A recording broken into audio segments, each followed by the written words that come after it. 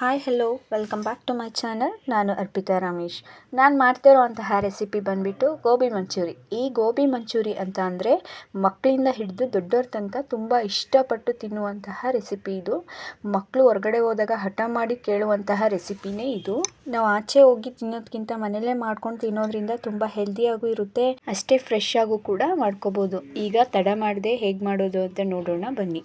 ಒಂದು ಪಾತ್ರೆಯಲ್ಲಿ ನೀರು ಕುದಿಯೋಕೆ ಇಟ್ಕೊಂಡಿದ್ದೀನಿ. ಅದಕ್ಕೆ ಒಂದು ಸ್ವಲ್ಪ ಉಪ್ಪನ್ನ ಹಾಕ್ಕೊಂಡು ಒಂದು ಅರ್ಧ kg ಆಗುವಷ್ಟು ಹೂಕೋಸನ್ನ ಹಾಕ್ಕೊಂಡು ಒಂದು 2 ನಿಮಿಷ ಅದರಲ್ಲೇ ಬಿಡ್ತೀನಿ, ಚೆನ್ನಾಗಿ ನೆನಿಲಿ, ಹುಳ ಎಲ್ಲ ಇದ್ದರೆ ಹೋಗುತ್ತೆ. 1 ಕಪ್ ಮೈದಾಗೆ ಒಂದು ಅರ್ಧ ಕಪ್ ಆಗುವಷ್ಟು ಕಾರ್ನ್ಫ್ಲೋರ್ನ ತೊಗೊಂಡಿದ್ದೀನಿ. 1 tea spoon ginger garlic paste, ಹಾಗೆ ಮತ್ತೊಂದು ಸಲ 1 ಟೀ ಸ್ಪೂನ್ ಕಾರ್ನ್ಫ್ಲೋರ್ನ ತೊಗೊಂಡಿದ್ದೀನಿ. 5 ರಿಂದ 6 ಟೀ ಸ್ಪೂನ್ ಎಣ್ಣೆ, 1 ಈರುಳ್ಳಿ, 1 ಕ್ಯಾಪ್ಸಿಕಮ್ಮು ಮತ್ತು 2 ಹಸಿಮೆಣ್ಸಿಕಾಯಿನ ಸಣ್ಣದಾಗಿ ಹೆಚ್ಚಿಟ್ಕೊಂಡಿದ್ದೀನಿ. ಮತ್ತು pepper powder, soya sauce, tomato ketchup, green chilli sauce, chilli powder, ರುಚಿಗೆ ತಕ್ಕಷ್ಟು ಉಪ್ಪನ್ನ ತೊಗೊಂಡಿದ್ದೀನಿ. ಇವಾಗ ಹಿಟ್ಟನ್ನ ರೆಡಿ ಮಾಡ್ಕೋತಾ ಇದ್ದೀನಿ. 1 ಕಪ್ ಮೈದಾ, ಒಂದು ಅರ್ಧ ಕಪ್ ಆಗುವಷ್ಟು cornflour, 1 tea spoon chilli powder ಮತ್ತು ರುಚಿಗೆ ತಕ್ಕಷ್ಟು ಅಂದರೆ 1 ಟೀ ಸ್ಪೂನ್ ಉಪ್ಪನ್ನ ಹಾಕ್ಕೊಂಡು ಸ್ವಲ್ಪವೇ ನೀರನ್ನ ಹಾಕ್ಕೊಂಡು ಹಿಟ್ಟನ್ನ ರೆಡಿ ಮಾಡ್ಕೋತಾ ಇದ್ದೀನಿ. ಜಾಸ್ತಿ ತೆಳುವಾಗಿ ಕಲಿಸ್ಕೋಬೇಡಿ, ಹೂಕೋಸಿಗೆ ಚೆನ್ನಾಗಿ ಕೋಟಿಂಗ್ ಆಗಬೇಕು, ಇಲ್ಲ ಅಂದರೆ ಹೂಕೋಸಿಗೆ ಹಿಟ್ಟು ಹಿಡಿಯೋದಿಲ್ಲ, ರುಚಿನೂ ಇರೋಲ್ಲ, ಮತ್ತು ಹೂಕೋಸು ಜಾಸ್ತಿ ಎಣ್ಣೆ ಕುಡಿಯೋ ಚಾನ್ಸಸ್ ಇರುತ್ತೆ. ಇವಾಗ ಹೂಕೋಸನ್ನ ಹಾಕ್ಕೊಂಡಿದ್ದೀನಿ. ಎಷ್ಟು ಚೆನ್ನಾಗಿ ಕೋಟಿಂಗ್ ಆಗ್ತಿದೆ ನೋಡಿ. ಇದನ್ನಿವಾಗ 10 to 15 ಮಿನಿಟ್ಸ್ ಟೈಮ್ ಇದ್ದರೆ ನೆನೆಯೋಕೆ ಬಿಟ್ಬಿಡಿ, ಇಲ್ಲ ಅಂದರೆ ತೊಂದರೆ ಇಲ್ಲ, ಹಾಗೆ ಮಾಡ್ಕೋಬೋದು. ಎಣ್ಣೆನ ಹೈ ಫ್ಲೇಮ್ನಲ್ಲೇ ಬಿಸಿಗೆ ಇಟ್ಕೊಂಡು ಕೋಟಿಂಗ್ ಮಾಡ್ಕೊಂಡಿರುವ ಹೂಕೋಸನ್ನ ಎಣ್ಣೆ ಒಳಗೆ ಹಾಕೋತಿದ್ದೀನಿ. ಅದು ಸ್ವಲ್ಪವೇ ಬಿಡಿಯಾಗಿ ಹಾಕೋಬೇಕು. ಹಂಗೆ ಹಾಕೋದ್ರಿಂದ ಒಂದಕ್ಕೊಂದು ಅಂಟ್ಕೊಂಡು ಮೆತ್ತಗಾಗ್ಬಿಡುತ್ತೆ.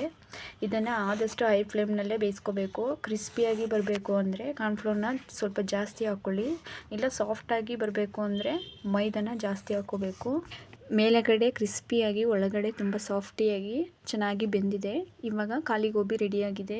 ಒಂದು ಬಾಣಲಿನ ಬಿಸಿಗೆ ಇಟ್ಕೋತಾ ಇದ್ದೀನಿ. ಅದು ಲೈಟಾಗಿ ಬಿಸಿ ಆಗ್ತಿದ್ದಂಗೆ ಒಂದು 5 ರಿಂದ 6 ಟೇಬಲ್ ಸ್ಪೂನ್ ಅಷ್ಟು ಎಣ್ಣೆನ ಹಾಕ್ಕೊಂಡು ಅದು ಲೈಟಾಗಿ ಬಿಸಿ ಆಗಬೇಕು. 1-2 ಹಸಿಮೆಣ್ಸಿನ್ಕಾಯಿ, ಸಣ್ಣದಾಗಿ ಕಟ್ ಮಾಡ್ಕೊಂಡಿರುವಂತಹ ಈರುಳ್ಳಿನ ಹಾಕ್ಕೊಂಡು ಡೀಪ್ ಫ್ರೈ ಮಾಡ್ಕೋತಾ ಇದ್ದೀನಿ. ಇದೊಂದು ಸ್ವಲ್ಪ ಫ್ರೈ ಆಗ್ತಿದ್ದಂಗೆ ಜಿಂಜರ್ ಗಾರ್ಲಿಕ್ ಪೇಸ್ಟ್ನ ಹಾಕೋತಾ ಇದ್ದೀನಿ. ಜಾಸ್ತಿ ಹಾಕೋಬೇಡಿ, 1 ಸ್ಪೂನ್ ಆದರೆ ಸಾಕಾಗುತ್ತೆ.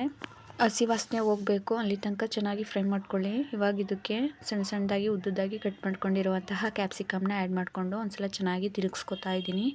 ಇದು ಚೆನ್ನಾಗಿ ಫ್ರೈ ಆಗ್ತಾ ಇರಲಿ. ಅಷ್ಟರೊಳಗೆ ಒಂದು ಪೇಸ್ಟ್ನ ರೆಡಿ ಮಾಡ್ಕೊಳ್ಳೋಣ. ಈಗ 1 ಸ್ಪೂನ್ ಆಗುವಷ್ಟು ಕಾರ್ನ್ಫ್ಲೋರ್ಗೆ ಒಂದು ಅರ್ಧ ಟೀ ಸ್ಪೂನ್ ಆಗುವಷ್ಟು ಚಿಲ್ಲಿ ಪೌಡರ್ನ ಆ್ಯಡ್ ಮಾಡ್ಕೊಂಡು 1 ಸ್ಪೂನು ಗ್ರೀನ್ ಚಿಲ್ಲಿ ಸಾಸು, 2 ರಿಂದ 3 ಸ್ಪೂನ್ ಆಗುವಷ್ಟು ಟೊಮೆಟೊ ಕೆಚಪ್ನ ಆ್ಯಡ್ ಮಾಡ್ಕೋತಾ ಇದ್ದೀನಿ.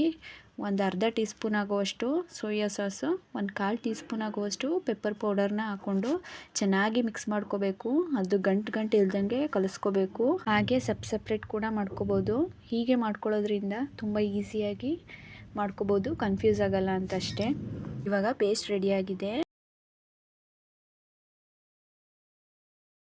ಆನಿಯನ್ನು, ಕ್ಯಾಪ್ಸಿಕಮ್ ಎಲ್ಲ ಚೆನ್ನಾಗಿ ಫ್ರೈ ಆಗಿದೆ. ಇವಾಗ ಇದಕ್ಕೆ ಆ ಪೇಸ್ಟ್ನ ಆ್ಯಡ್ ಮಾಡ್ಕೋತಾ ಇದ್ದೀನಿ. ಆ್ಯಡ್ ಮಾಡಿಕೊಂಡು ಗಟ್ಟಿ ಅನಿಸಿದ್ರೆ ಇನ್ನೊಂದು ಸ್ವಲ್ಪ ನೀರನ್ನ ಆ್ಯಡ್ ಮಾಡಿಕೊಂಡು ಚೆನ್ನಾಗಿ ತಿರುಗಿಸ್ಕೋಬೇಕು. ಅದು ತಿರುಗಿಸ್ಕೊತಾ ತುಂಬ ಗಟ್ಟಿಯಾಗುತ್ತೆ ಕಾರ್ನ್ಫ್ಲೋರ್ ಹಾಕಿರೋದ್ರಿಂದ. ಇವಾಗ ಇದಕ್ಕೆ ಖಾಲಿ ಗೋಬಿನ ಆ್ಯಡ್ ಮಾಡ್ಕೋತಾ ಇದ್ದೀನಿ. ಒಂದ್ಸಲ ಚೆನ್ನಾಗಿ ಮಿಕ್ಸ್ ಮಾಡ್ಕೋಬೇಕು. ಖಾಲಿ ಗೋಬಿಗೆ ಮಸಾಲೆ ಎಲ್ಲ ಚೆನ್ನಾಗಿ ಅಂಟ್ಕೋಬೇಕು, ಅಲ್ಲಿ ತನಕ ಮಿಕ್ಸ್ ಮಾಡ್ಕೊಳ್ಳಿ. ಕ್ರಿಸ್ಪಿಯಾಗಿರಬೇಕು ಅಂತ ಅಂದರೆ ಜಾಸ್ತಿ ಹೊತ್ತು ಮಿಕ್ಸ್ ಮಾಡ್ಕೊಳ್ಳೋ ಅವಶ್ಯಕತೆ ಇಲ್ಲ.